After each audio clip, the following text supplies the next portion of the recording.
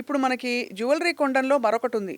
మనం కొని అమ్మినప్పుడు, ఎక్స్‌చేంజ్ చేసినప్పుడు ఆ మేకింగ్ చార్జెస్, వేస్టేజ్ అని చాలా తరిగిపోతుంది. సో, గోల్డ్ ఎన్ని రోజులకొకసారి ఎక్స్‌చేంజ్ చేయడం ఉత్తమం అంటారు? మీరు చెప్పింది మాట 100% నిజమనేసి చేసినప్పుడు మనకు కొంచెం వేస్టేజ్ చేయడానికి ఖర్చు అయితే తప్పకుండా అవుతాయి. అదే మనం తీసుకునేప్పుడు అది మనం కొంచెం జాగ్రత్తగా చూసుకొని తీసుకుంటే మనకు టోటల్ వేస్టేజ్ ఎంత వెళ్తుంది, అది వెళ్తుంది, అది అది మనకు బాగుంటాయి. But at the same time as I told you, అదే మనం జ్యువెలరీ బదిలీ మనం ఒక కాయిన్ తీసుకొని పెట్టుకుంటే అది ఏమవుతాయి, అవును. చేతిలో ఖుజ్లీ ఉండవద్దు. At least you will be able to use it, at least you will be able to enjoy it. You will feel happiness of the gold every time. See, 25 years mundu when it was 400 rupees per gram. అప్పుడు చేసినప్పుడు కొంచెం మజూరీ కూడా పడింది.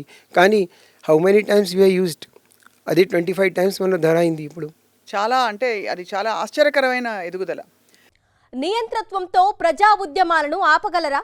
బెదిరింపులతో ప్రజా గొంతుకను నొక్కగలరా? తెలుగువారి మనస్సాక్షి సాక్షి TV. సాక్షి TV ప్రసారాల కోసం వెంటనే మీ లోకల్ ఆపరేటర్ను సంప్రదించండి.